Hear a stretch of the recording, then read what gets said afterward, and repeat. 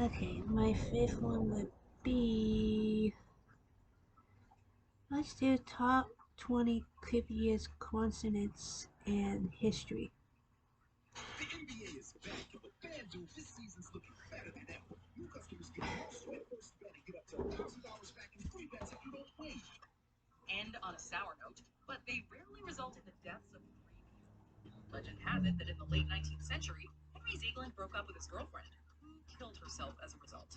Her brother hunted Ziegler down and shot him, committing suicide immediately after. Ziegler was not killed by the shot, however. The bullet barely missed him and came to a rest in a nearby tree. Years later, Ziegler attempted to blow up the tree, only to have the blast propel the bullet into his head, killing him. Number 19, the Erdington murders. On May 27, 1817, the body of a 20-year-old woman named Mary Ashford was found with signs of trauma in the suburb of Erdington in Birmingham, England. The man she'd been out with the previous evening, Abraham Clark, was deemed the prime suspect. Due to a lack of evidence and a strong alibi, he was ultimately found not guilty, leaving the crime unsolved. Flash forward 157 years to 1974, and Erdington was struck by a nearly identical crime.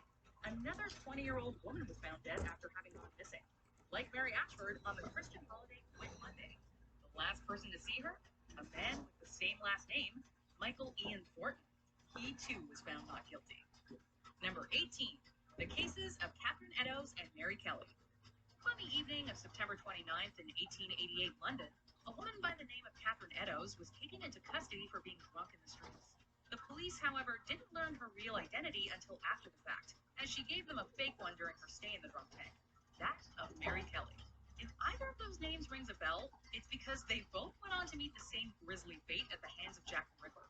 Eddowes was killed shortly after being released from custody.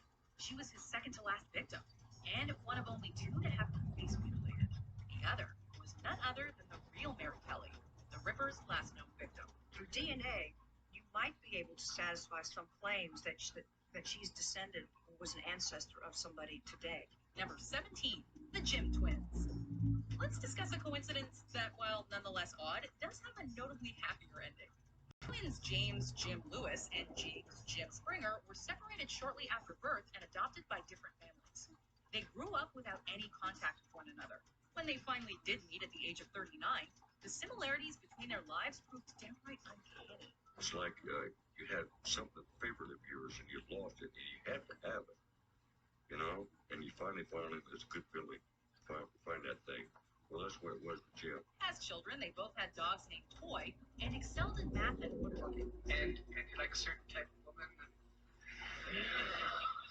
One we have. As adults, they were both married twice, first to women named Linda, then to women named Betty. When they had sons, they both named them James Allen. They were both smokers, drove Chevys, and even chose to vacation at the same Florida beach. We both named Rodolph Toy. We both went vacation in the same place. In Florida, exact same beach. Number 16, the King's Double. For protection, many kings use body doubles. Apparently, King Umberto I of Italy came upon his own double by accident. While eating dinner at a small restaurant, Umberto noticed that the restaurant owner was nearly identical in looks to himself. But they soon discovered more similarities. They were both born in the same town on the same day in the same year. They both married a woman named Margarita, and the owner had opened his restaurant on the same day as a restaurant. Alright, that's a different name. On July 29th, 1900, the owner was killed in an accidental shooting. The same day, Umberto was assassinated. Number 15, James Dean's car. So that's James Dean. James Dean died tragically at the tender age of 24.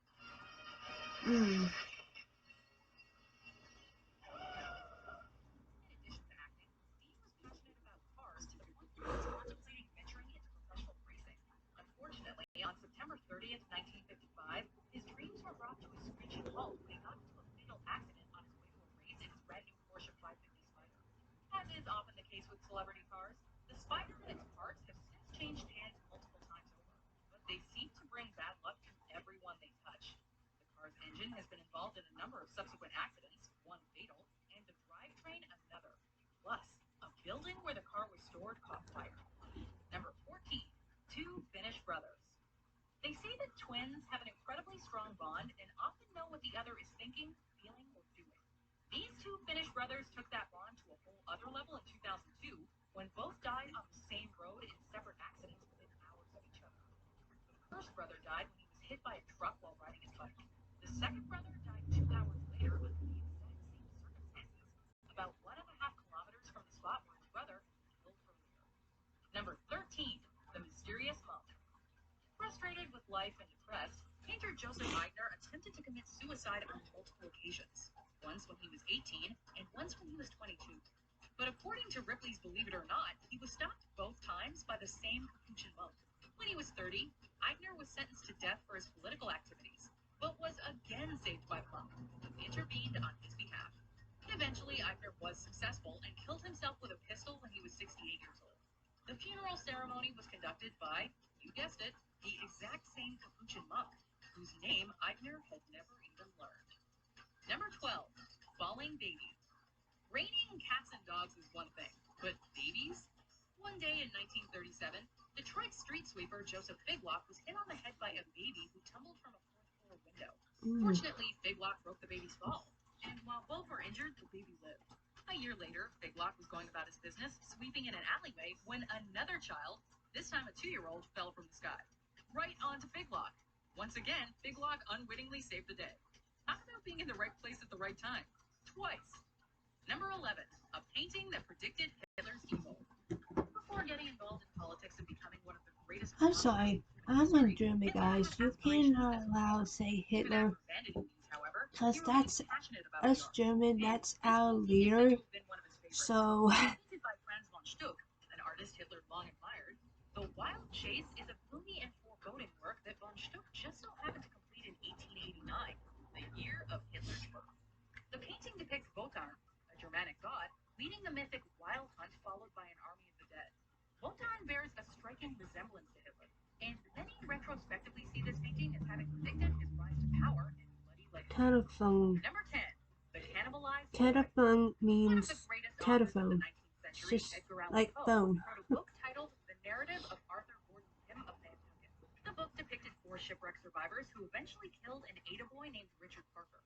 Several years after the publication of Poe's story, a yacht called the Mignonette sank and left 4 survivors stranded at sea.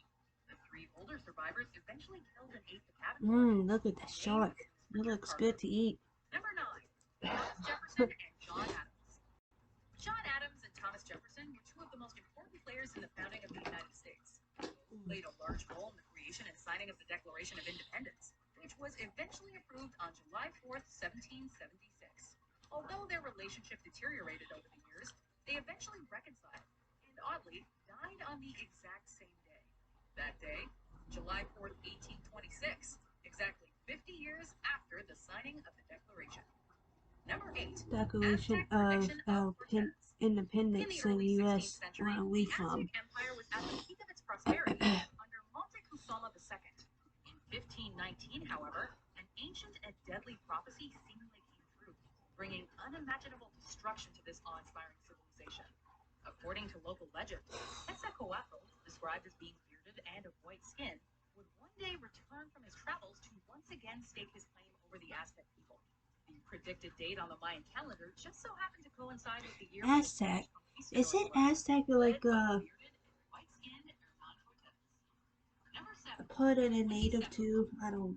The 27 Club refers to a group of famous people, mainly musicians, who have died at the age of 27.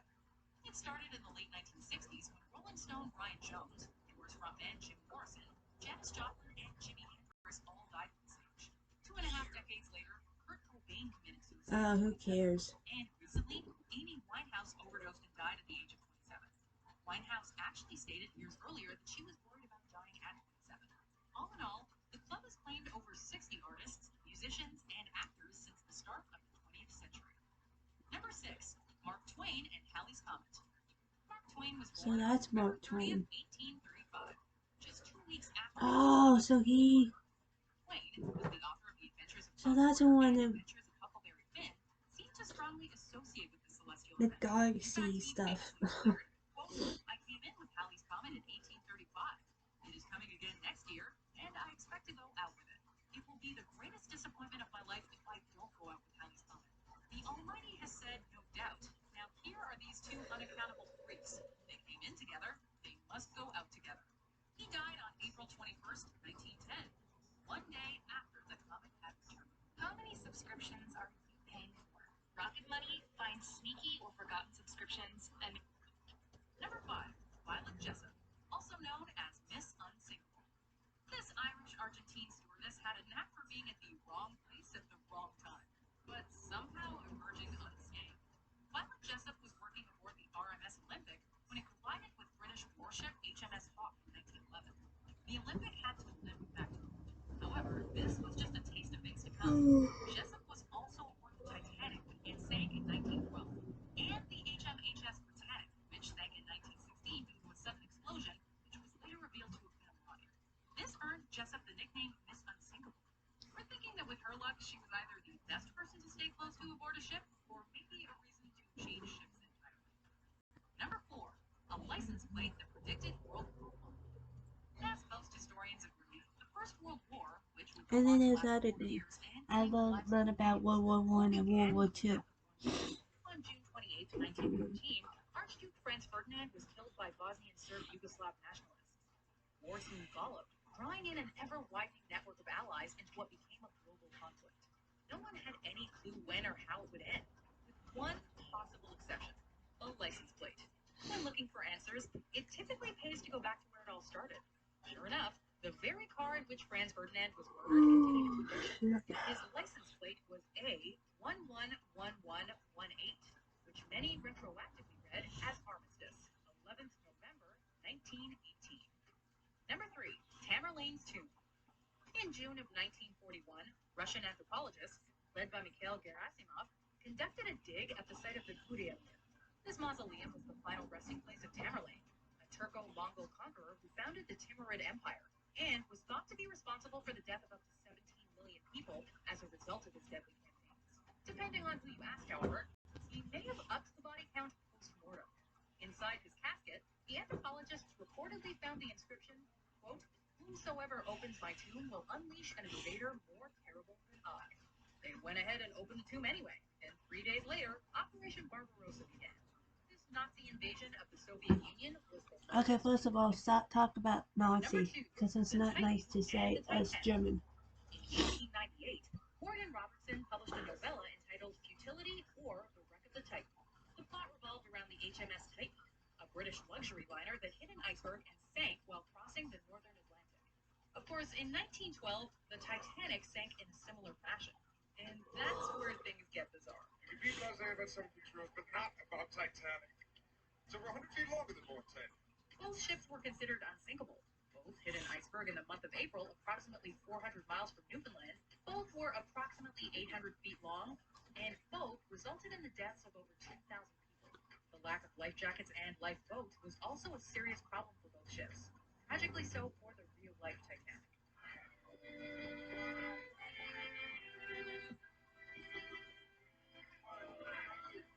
Before we continue, be sure to subscribe to our channel and ring the bell to get notified about our latest videos. You have the option to be notified for occasional videos or all of them. If you're on your phone, make sure you go into your settings and switch on notifications. Number 1, JFK and Abraham Lincoln. Lincoln and JFK were elected to Congress 100 years apart, in 1846 and 1946 respectively. They then both became president 14 years later in 1860 and 1960. President Kennedy and Governor John Connally have been cut down by assassin's bullets in downtown Dallas. Both were killed by fatal gunshot wounds to the head and succeeded by men named Johnson, who, you know it, just so happened to be born 100 years apart.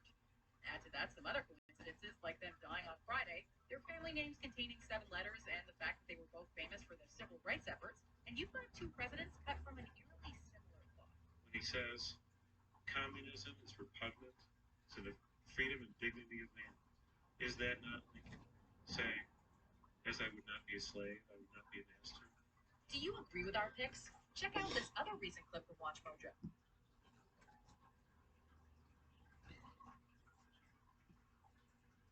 Alright, guys.